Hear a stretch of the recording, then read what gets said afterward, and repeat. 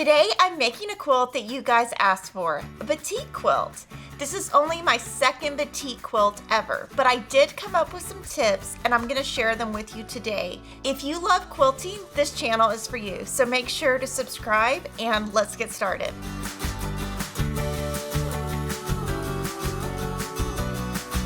If you haven't used batiks before, here's some things to know. I'm by no means an expert on batiks. This is just some basic info. Batiks are hand-dyed fabrics known for vibrant colors and colorful patterns. They're mostly made in Indonesia. Because they're dyed, they're the same on both sides. There's not a right side or a wrong side. Now, since they're dyed, they shrink during the dyeing process, so this typically won't shrink any further. The batiks are a little bit thinner, but they have a much tighter weave than a printed cotton, so it won't take starch the same way as a normal cotton would. Now, here's an example of a fabric that's unstarched. It's very soft, and I'm going to show you one that is starched, and it really did not change the texture at all. The starching really feels the same as the unstarched, and I think that's because when it's dyed, it already shrinks, and since it has that tight woven, the starch just doesn't really add too much to it. So you can decide if you want to starch or if you don't, but let's kind of jump in. This quilt is called Night and Day, and I'm going to be using the Floral Fantasy Artisan Batik collection from Robert Kaufman. And I picked this collection because it has really bright colors and Robert Kaufman batiks are amazing. And the white that I'm using is a Prisma dye, which is one of the solidish batiks. You can download the free pattern at Fat Quarter Shop and we can start sewing. Now, we made this quilt super simple. We made it fat quarter friendly, so you need 15 fat quarters, 2.5 yards of a background. And like I said, this is a Prisma dye, so it is a background that has a little bit of modeling. One thing I did want to point out is that this is dyed fabric. So if you buy, for example, SKU 7000-65 today from Fat Quarter Shop, and you come back in a year and buy more of this SKU, it's going to be slightly different because they are hand dyed, and it is a personal process where somebody's actually doing it instead of a machine. So get 2.5 yards of a background, 15 fat quarters, and we're going to go ahead and get started. To start, what I would do is follow the fat quarter diagram to cut your fat quarters so that you know exactly how to place it, and that's why we give you that diagram so you don't have to think very much. And then we'll go to page 3 and start assembling the block. And we called this quilt Night and Day just because we contrasted two fabrics, so one is night and one is day. So this quilt is going to yield 30 total blocks. Each fat quarter is going to make 2 of these blocks. So I'm going to show you how to make one block, but just know that you're going to be making 2 for each. So basically this block is flying geese at the top and the bottom, and half square triangles on the side, and simple rectangles and simple squares. We're going to start with the day flying geese, and I'm going to take my fabric C, 2 fabric J's, and I'm going to show you how to make one of these today since we're making one block. What I'm going to do is now, like I said, there's not a right side and a wrong side to batiks, so just pick any side. And I'm going to be using glue today, and I'm going to tell you why I'm using the glue. When you work with batiks, you can definitely use pins, but because it is tightly woven, I just feel like using pins get kind of in the way, if that makes sense. So I'm going to just put a little bit of glue right here on the bottom right, and I'm going to stitch directly on that line. And this quilt, just so you know, we have all of the pressing so that everything will nest. So you're going to want to make sure to follow the arrows on the pressing. So this one we're going to stitch right on that line. So I'm going to trim 1/4 inch away from here. I'm going to follow the pressing, and on the right side we're going to press towards the white. I'm going to use the quick press seam roller to get my seams nice and flat, and it works really well because the batiks are so tightly woven, everything will go really flat on its own. And I'm going to do the same thing on the other end. And I do feel like with batiks, you get a very accurate result because it's such a tight weave. Now I'm going to stitch on this line.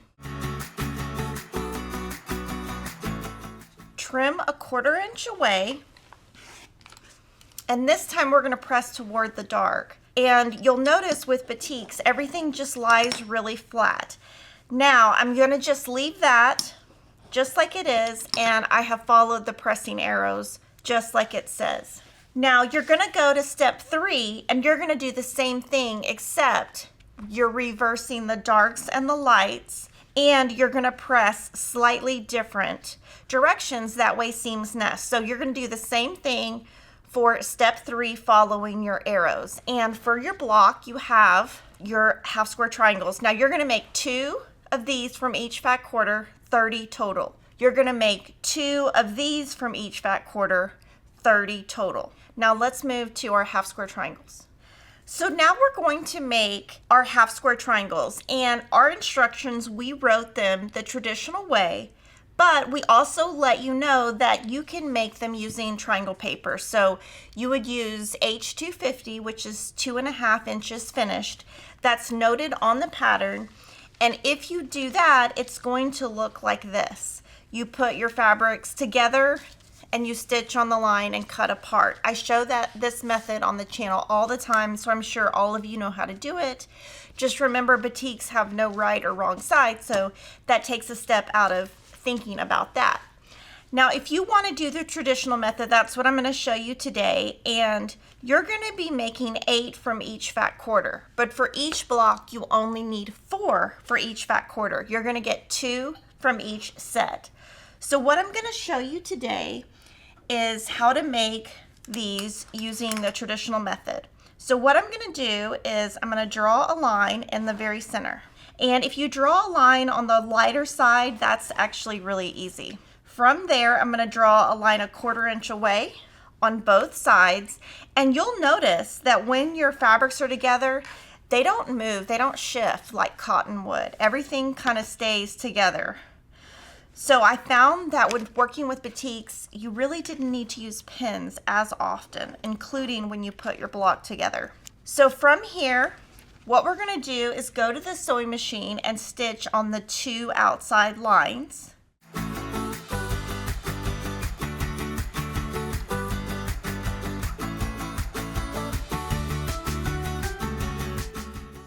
Now from here, you're going to cut apart on that center line.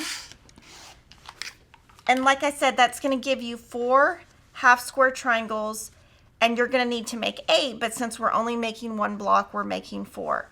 What I'm going to do now is show you how to press, and we're going to be pressing toward the green fabric.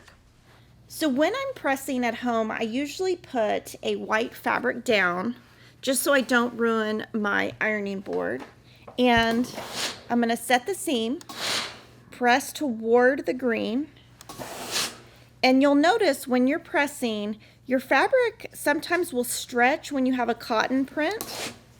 With batiks, you don't see that wave at all because it's such a tight woven fabric. So from here, the way we wrote the instructions were that we cut these the squares a little bit bigger to start. So what you'll do here is take a 3.5 inch ruler. Look at your line on the diagonal, and we're going to trim 2 sides. You have very little waste doing this, and you're going to trim that to 3 inches. And so it's going to come out exactly 3 inches, and keeping the ruler where these 2 meet at the point will give you accurate results later. So you're going to do that, and again, 8 total per fat quarter, 4 per block.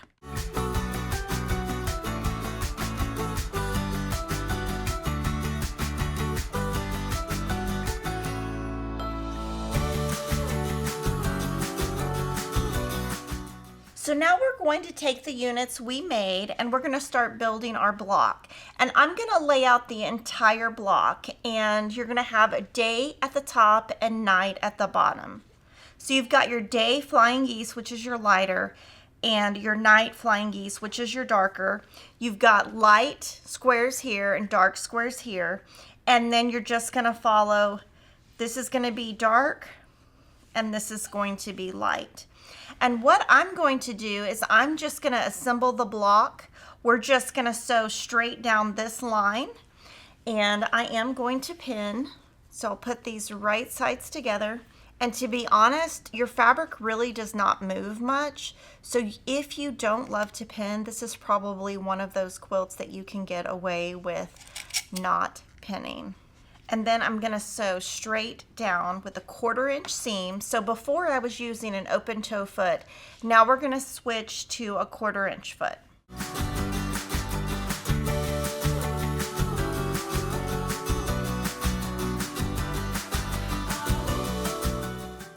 I'm going to cut apart right here where these little threads are. And I'm going to add the next part, and I'm going to pin that in place. And I'm going to stitch down a 1/4 inch seam.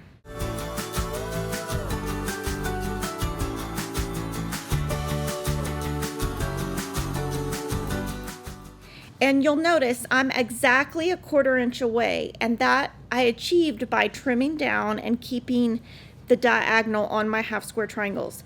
What I'm going to do is cut this one, and we're going to put this right sides together and pin.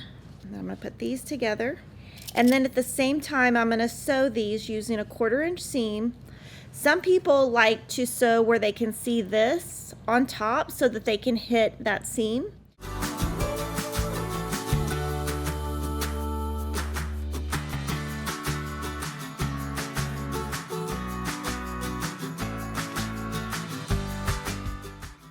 So we have day at the top and night at the bottom, and I generally shy away from quilts when there's no negative space. I really like to have a contrasting background and a contrasting fabric. So that's why I picked a solid to go here instead of a print that was really busy. I feel like if you use something really light here, your block is going to be really able to shine. Now here, I'm going to show you a little tip. I'm going to pin the edges first, or the ends. And what I'm going to do is look, and this point right here needs to line up with this point. So I do something I call poke a pin. And what that is I put the pin in one of the points and the other point. And it's going to be a little bit tougher to do with batiks because the fabric is so stiff. You can also just eyeball it, but I get better results when I do this. So you put your pin right in the point of the star, and like I said, it's harder to do with batiks, and go in the point of the other. And then if you let your pin just go straight up and down and pin. And again, right here, I am going to pin once in the center, and then we're going to just stitch with a 1/4 inch seam.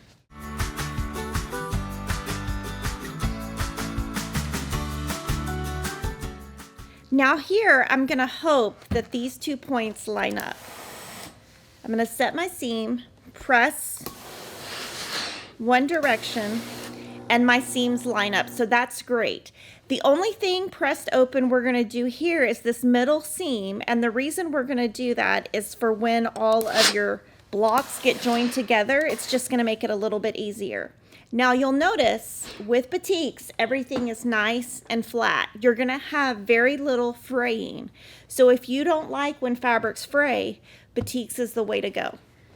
Now for a final touch on a block, I do like to trim the little threads off. This is totally optional. So the stiffness of the fabric is great for when you're trimming it down.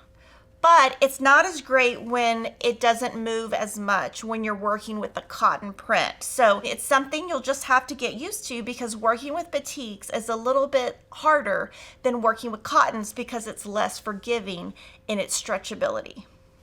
So like we talked about at the beginning, you're going to start with 15 fat quarters. Out of each fat quarter, you're going to get 2 blocks. They are identical, but you can flip them and they look opposite. So this is your day and this is your night, and you're gonna make a total of 30 blocks. And now we'll talk about how you lay out your blocks within your quilt. When you lay out your blocks, you're gonna go 5 across and 6 down. And what you're gonna be is rotating your blocks. So here you've got day at the top, day at the bottom. So it really goes day, night, day, night, day. Same thing, you start reversing going down. You've got day at the top, night at the bottom. So this really gives you a really nice color effect, and that's why we decided to do this with batiks, because with this Prisma die, it really pops against your batik. So this is my first time filming a batik quilt, but it's actually also my second time making a full batik quilt. So I'd love to know what you can teach me and tell me what you love about working with batiks. I can't wait to see your comments. Make sure to subscribe, and I'll see you next time.